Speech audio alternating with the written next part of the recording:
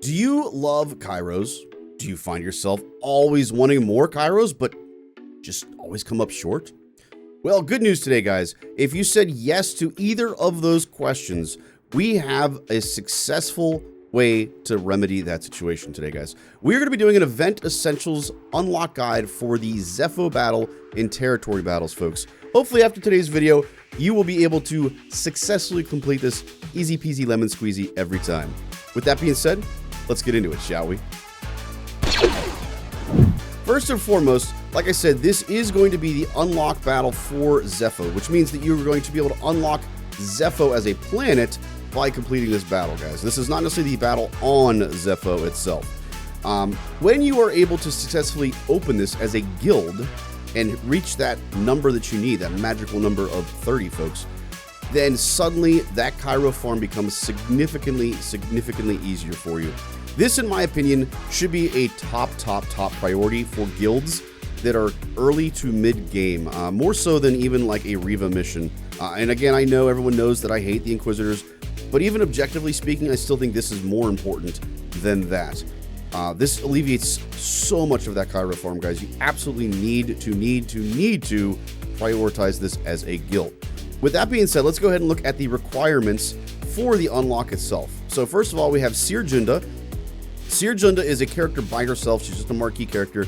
She's pretty easy to get. Bringing her to Relic 7 is rough, yes, but it's worth it. She's a great character. The Ufu squad that you get with her is very good. It's certainly not a bad requirement, I'll put it that way. Jedi Knight Cal Kestis is a little bit tougher because he is a legendary unlock, so you're going to have some other characters to unlock him. But the requirements for that are all Gear 12, so it's not too bad. Especially for early game players, you're able to get a lot of this pretty quickly and pretty easily. Again, Relic 7 is a little rough, especially because Cal doesn't really do a ton of offense by himself in PvP content. It's more about his abilities than it is his relic levels. But at least a positive stroke on this, guys, is that he becomes more survivable as you get him to higher relics. So it's not all bad, I guess. The question obviously becomes, should you go for the plus? Should you go above 7 for this? We're going to answer that a little bit later in the video, folks. But first and foremost, before we get into the relic levels and should you go extra, let's talk about the core mechanics of how to be successful in this battle. So there are two different approaches to this, folks. There is the standard method, which I am going to focus on today because I think that that is the better method and approach to this particular battle. There also is a turtle method. The turtle method, we'll go over that first here. The turtle method is when you basically spam the slam ability. We'll talk about the ability specifically here in a moment, until the assault ability is ready and can be used. It's a much slower mechanic. It takes way longer to complete the mission, and in my opinion, it leaves you more vulnerable to bad RNG. The faster you're able to complete the battle, the less likely you are to get bad RNG. So I personally don't prefer the turtle method. Theoretically, if you have the modding to make it work, if you have the health, if you have the speed, then yes, this will get you a 100% win rate every time. But not everybody has god tier mods to be able to be successful with this, guys. I am not going to detail that because, like I said, this is not my preferred method. If you would like to see the details on that, guys, check out Zareth Prevails. He had a great video on that. I'll leave the link for that down below in the video description. I prefer the standard method, though. Generally speaking, the standard method is you alternate between the slam and defense abilities until you can then use the assault ability. Again, very similar approaches, but vastly different in terms of how quickly you complete the battle. In terms of modding, for Seer, we want basically health and defense sets, guys, and you want to prioritize health and defense in particular for her. Speed does help a lot. You'll see some videos out there where they say to take Seer up to, plus 150, plus 160, plus 170 speeds. Not everybody has that, guys. I am not willing to do that. I don't swap mods for the event. The mods that I have on these two characters stay on these two characters. So I find a way to make this event work without having to give her insane speed. But if you want to do it, if you want to swap the mods, speed does help a ton. Prioritize speed for her if at all possible. For Cal Kestis, guys, you do need speed. Period. End of discussion. You need speed on him. But the nice thing is, in PvP content, he's going to still benefit from that. It is a very good thing to give him that speed. The faster he goes, the faster he gets to his third ability, the assault ability, and the more valuable he becomes. So this is not a bad thing for PvP versus PvE content. It is worthwhile. I do recommend it. Health, in particular, in this mission is very important. Outside of this mission, you could argue protection is better. I still think I would stick with health, just because you need it for the mission. Absolutely need it here. So again, go for health. The really undervalued component of the modding here, guys, is potency. Potency can make this event a cakewalk. If you don't have potency, it can be an absolute nightmare. I'll detail that here a little bit more in a second, but you really want to get as much potency on him as possible, even more so than health, in my opinion, personally speaking. All right, the next thing, the extras. Should we get the Omicron? Should we take them to higher relics? What I want to do before we get into the details of this and what my recommendation is, I'm going to show you the footage that we have from the non-Omicron, non-higher relic characters to show you just how this process works, to show you how you can be successful, and then we're going to discuss whether we think these things should be applied down the road or immediately, even, if you will. So with that being said, what I am going to do first, guys, before we actually get into the footage, is I'm going to show you kind of the character stats here so you know what you're looking at in comparison to your roster. So for Seer Junda, you can see that we have a defense set, and then we have 2 health sets on her. Again, the mods on her are pretty good, guys, to be clear. We have 98,000 health. If I could get her to 100,000, I'd much prefer that. Speed, again, I've got decent speed on her, 106 plus 106 speed, guys, but I'm not loading her with a crazy ton of speed. It does not help her at all in PvP content. I don't want her at plus 150 speed in PvP content, so I'm just not doing it. I would rather have good core mechanics, have good core modding on Cal Kestis, and then have Seer be fundamentally good in all game modes than vice versa. In terms of her defense, 66.9%. If you can get this to 70%, that's great. Again, just depends on the mods that you have, guys. If you can run all defense sets, get that up to 70% and still get her around 100% health, I'd do that personally. But I had to use what I got and what's available to me. So that's my modding and stats on Seer. For Cal Kestis, I want to point something out here, guys, if you're looking on screen. I know you can't see it behind me, but it is there. The Whirlwind Slam, as of now, me recording this roster currently, I do have the Omicron on the Whirlwind Slam. For the recording of the footage that we have, I did not. Okay, so just a point of clarity there. In terms of modding, you can see I have a speed set and health set. Stats, I have 100,000 health. You really want to hit the 100,000 threshold, folks. That is pretty important. Speed, 301. I would say the 300 speed threshold is very important as well, and I would argue that's kind of a minimum. If you can get above that, that's great, but obviously I know not everyone has 152 plus speed to throw on here, guys. But you can still make this work if you don't have that. We'll elaborate on that further here in a moment. The biggest thing that I think everyone can get and should focus on getting is the potency. The potency is crucial, guys. You can see I have plus 50% potency. You want these debuffs to land. They are very, very, very important. We'll get to that in more detail here momentarily. All right, so gameplay footage. We're going to start this off, guys. You can see, again, we have Seer and Cal Kestis. Seer is locked into the lead, by the way, guys, so you cannot run a Cal Kestis lead, just as a point of clarity. With our footage, we're going to start things out here. General tactics, folks. The first person that you attack in wave 1 is the person that you want to stay committed to until it is time to yeet somebody. Yeet, by the way, is the assault ability. We'll talk about that here in a second. So, for instance, the first Purge Trooper is taunting. We want to stay on him until we are able to yeet the second Purge Trooper. So, let's go ahead, use our basic, and remove dispel the taunt, I should say. We are then going to use our first special, okay? That's the slam. And we are going to apply Armor Shred onto the first Purge Trooper and hopefully land a bunch of debuffs. Now, you can see I said a bunch of debuffs. We landed one. We got speed down on one character. This is not an ideal situation. And remember, we have plus 50% potency, guys. So this is not a great start for us, but we're going to be able to be okay, mostly because we are decently modded here. If you don't have great mods and you get bad RNG, this can go bad pretty quickly. We get some decent RNG as well here. Let's go ahead and keep it rolling here. They are hard targeting Cal. That's not great. Ideally, they would kind of split up their attacks between the two. They hard targeted Cal, so this could be problematic.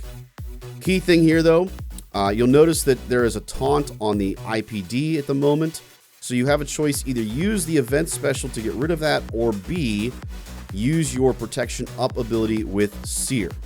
Now, because Cal got focused on so heavily, I went with protection up. I felt like giving him survivability was much more important. Plus, remember, Cal Kestis can dispel taunt on his basic. So Cal gets to go next, dispel that taunt.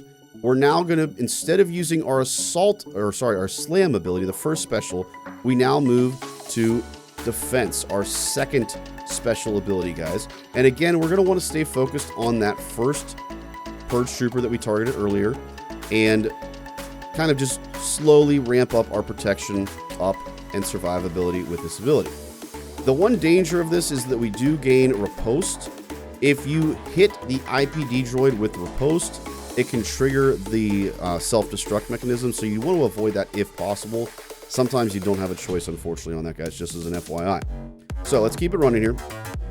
Now, because I did not want to have the potential to hit IPD droid with riposte, I use my event special here. I could have used my basic and saved it. I use my event special, plus they've got a ton of protection up and all that jazz.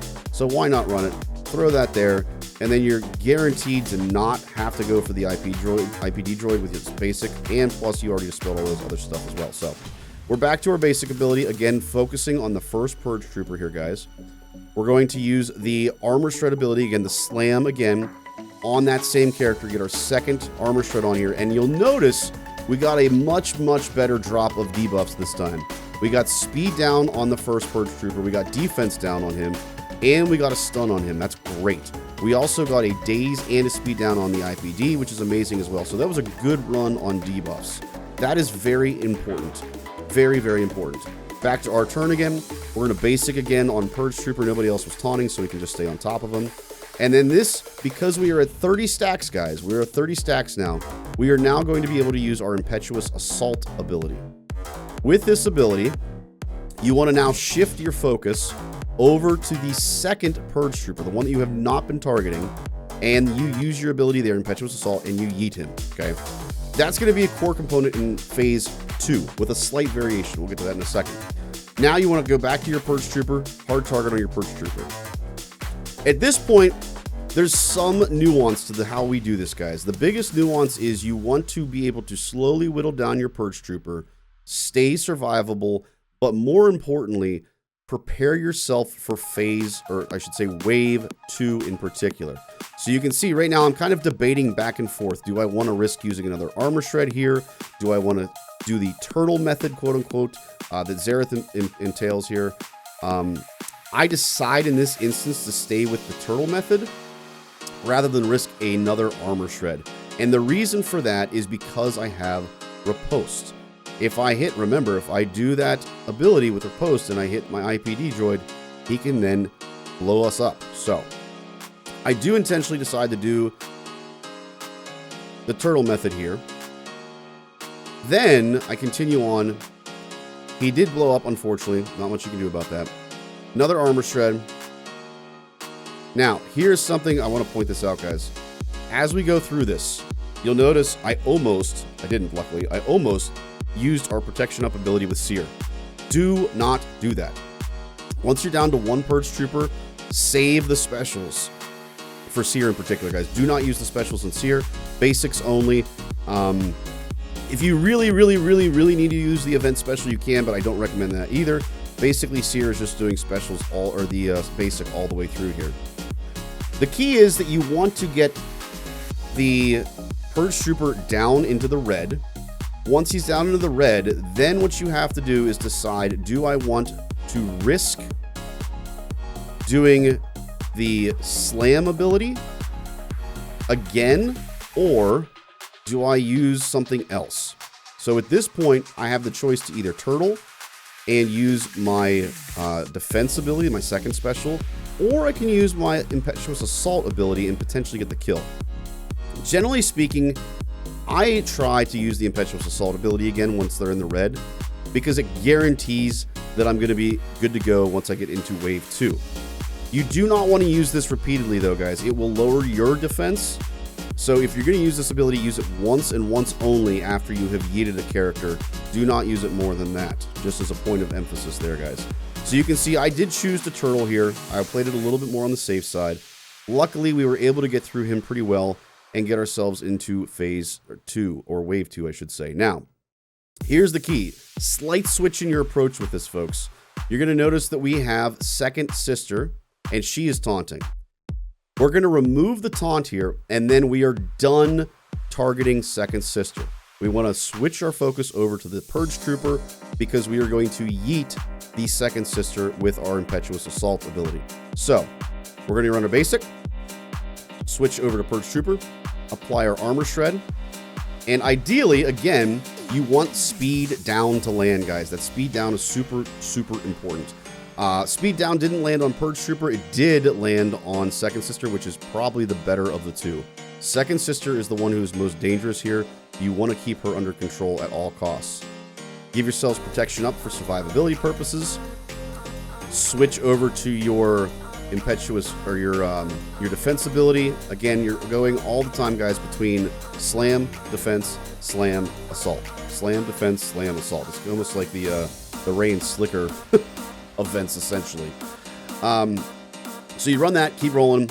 Second Sister does get an ability off. We retribute, unfortunately, to remove the taunt, which means that more than likely IPD is going to blow us up here. But again, we've got a lot of protection up. We're pretty good health-wise. We should be okay.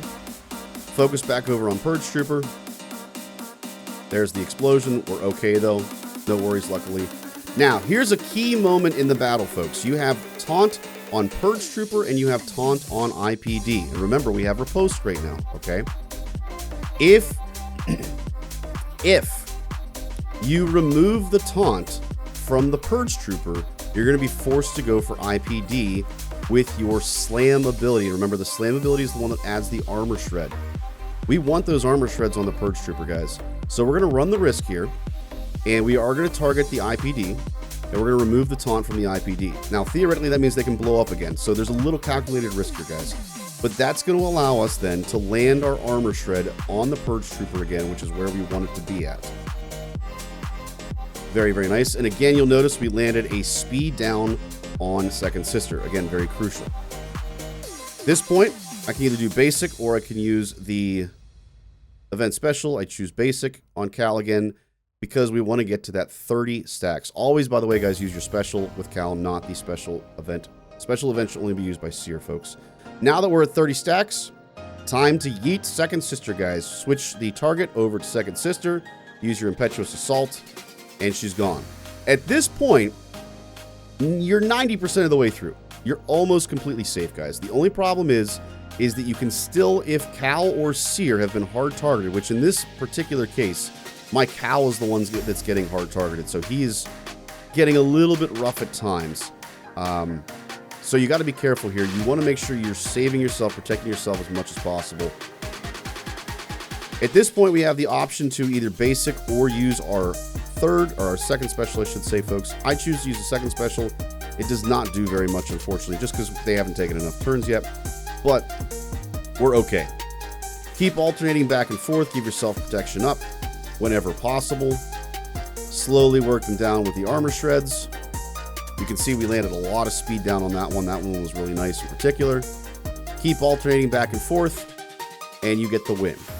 So pretty straightforward in terms of the approach, guys. Again, it's kind of like the Slicker Ray rock, paper, scissors approach, where it is slam, defense, slam, assault. Slam, defense, slam, assault. That's the way you always want to start your battles off. Once you get the assault off and yeet the character, then you tend to rotate back and forth between assault and slam. Make sure you have slam ready to go when you go to the next wave, though, that second wave. Now, the question becomes, is it worth, we talked about this earlier, is it worth going for, sorry, let me switch my screen real quick, guys. Is it worth adding the Omicron on to the character? So that video was without the Omicron. And I have pretty good mods, folks. I have pretty good mods on them. if you don't have great mods, you absolutely want the Omicron. First and foremost, you absolutely want it. And in my opinion, it is completely worth it. But if you have high relics, if you take your characters up to relic 8, you have really good mods, it's not necessary. I'm in a situation where I didn't take them up to higher relics, but I have pretty good mods, and even I was still running into situations where RNG would get me, because they would just hard focus in on Cal, or they'd hard focus in on Seer, and I just couldn't overcome the bad RNG. Versus now that I've added that Omicron, it has become significantly easier. I can almost auto the event. You can't, just because the AI doesn't play it correctly, guys, to be clear. But you can pretty much completely auto the event, and it's an easy win. Real quick, let's talk about that Omicron specifically here so you guys understand what I'm talking about. There are two key components to this. One is survivability. So Cal recovers 50% health and protection, and gives all allies protection up, stacking for 2 turns. That's huge. That really increases your survivability. And I would argue the actual most important aspect is what's at the bottom here. So they gain advantage, which helps a little bit to take them down faster. But the really more important part is stun all enemies for 1 turn and inflict them with armor shred. That stun is crucial. We talked about how important it is to land those debuffs, to slow them down, to daze them, to prevent the out-of-turn attacks. If you add a stun into that as well, it means you're able to get through your abilities much faster, you're able to yeet the other character much faster, and minimize the amount of damage that you take. Like I said, this is, in my opinion, completely worth it, guys. Absolutely worth it. I highly recommend that you go for this Omicron. Key thing I want to point out here. A lot of late game players are going to tell you, don't do it. It's not worth it. If you are an early game player or a mid game player, this is absolutely worth it to you. Think about GAC, guys. You can add all these Omicrons in GAC. Your rewards are going to hit a threshold, and you're not going to get any higher. But with this, you're going to always get these rewards, and it's going to incredibly improve your abilities to get Kairos, especially if you as a guild do this. Again, I'm not saying that everyone needs to do the Omicron, guys. If you have amazing mods, if you have really high relics, you probably don't need it. But if you're an early game player that doesn't have these god mods that some of these other players and content creators have, it's totally worth it, guys. I'm able to beat this every time effortlessly, and I love the fact that I put it on. I do not regret it at all whatsoever. So, personally, I think you should do it. Relics aren't going to hurt you, like it says, not necessarily, but it's useful. And again, it doesn't really hurt you in other game modes too either, guys. So feel free to if you want to, but for me, I'm absolutely on board with the Omicron. I think it is totally worth it. All right, so that concludes our Event Essentials Zeffo unlock, guys. Hopefully, no matter where you're at in the game, whether you're a super late game player and you want to go with the whole, incredible mods approach, whether you're a mid game player that thinks maybe the relics and good mods approach, kind of like the video I showed you, would work, or if you're an early game player and you're like, you know what, I don't have great mods and I don't want to necessarily use all those relic materials, let's throw the Omicron on there. Hopefully, no matter where you're at in the game, guys, this gives you a good approach to be able to be successful at unlocking this event. With that being said, if you guys enjoyed today's video, I'd appreciate it if you guys liked the video, and more importantly, if you want to catch more of the content that we've got here for Swugga, guys, make sure you subscribe to the channel and turn on notifications so you don't miss anything in the future. Last but not least, guys, could not do this without our patrons. They make everything that we do here possible, and I just want to give a big shout out to them and say thank you so much for everything you do, guys. With that being said, everybody, we'll catch you next time.